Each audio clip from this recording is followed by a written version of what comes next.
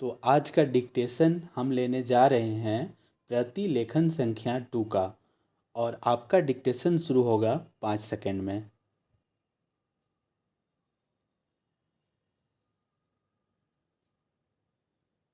महोदय, जो एक के बाद एक आते हैं, शारीरिक आवश्यकताएं यथा भोजन, कपड़ा, मकान और आराम जीवन की मौलिक आवश्यकताएं हैं।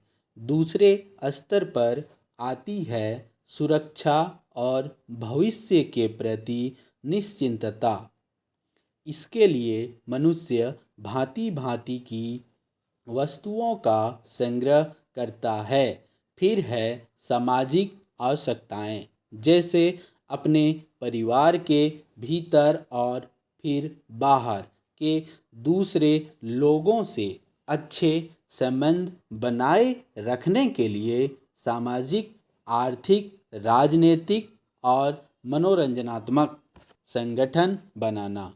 चौथे स्तर पर है अहम संबंधी आवश्यकताएं, जैसे आत्मसम्मान, आत्मविश्वास और आत्मतुष्ट आदि। आत्म परितोष अर्थात उन्नति, विकास और ख्याति प्राप्ति की क्षमताओं को साकार करना व्यक्ति की अंतिम और उच्चतम अपेक्षाएं हैं। इन आवश्यकताओं की पूर्ति के लिए मनुष्य अपने आसपास उपलब्ध पर्यावरण का दोहन करता है। जल, थल, वायु ही नहीं, पेड़ पौधों, पशु पक्षी, जीव जंतुओं तक का उपयोग करता है। सभी शक्तियों का, यहाँ तक कि सबल व्यक्ति अपने से निर्बल व्यक्तियों तक का दोहन करता है, जो शोषण की सीमा तक पहुँच जाता है। इसके लिए भांति भांति की तकनीकें खोजी और अपनाई जाती है। प्रौद्योगिकी ने मनुष्य को भांति भांति की आवश्यकता की वस्तुएं अभूतपूर्व प्रचुरता से देकर संतुष्ट किया है और आवश्यकता की सीमा रेखा भी खिसकाई है। विलासिता और सजावट की ऐसी सामग्री भी दी है, जो अब बहुत कुछ आवश्यकताओं में गिनी जाने लगी है। स्वचालित वाहन, दूरदर्शन, धुलाई मशीन, सफाई मशीन, सिलाई मशीन, स्टोव, चूल्हे, मिक्सी, फ्रिज आदि आदि अब बहुत से लोगों के लिए अनिवार्य आवश्यकता की कोटि में आ गई है।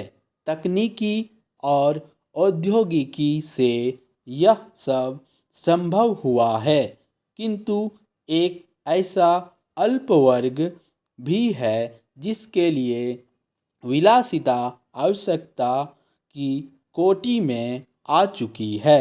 विज्ञान की जन समुदाय के लिए तो मौलिक न्यूनतम आवश्यकताएं भी विलासिता ही बनी हुई है।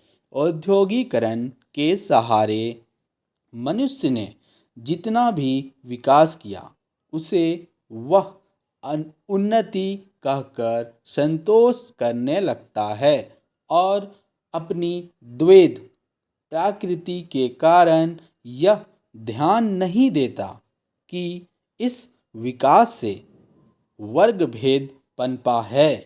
अमीरी गरीबी के बीच की खाई चौड़ी हुई है, जो व्यक्ति मानव मानव की समानता, समाजवाद या साम्यवाद के गीत गाता है, वही अपनी द्वैध प्रकृति के कारण अपने पर्यावरण, यहाँ तक कि मानव के भी शोषण के नए नए तरीके खोजता है।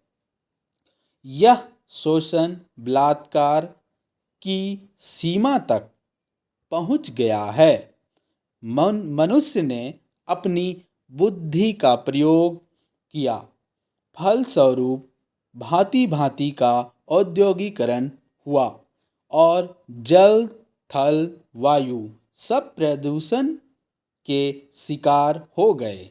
जितना ही अधिक विकास हुआ उतना ही अधिक विनाश हुआ। प्राकृतिक संपदा का भीषण ह्रास हुआ। व्यापक वन विनाश से भूमि बंजर और मरुस्थल बन गई।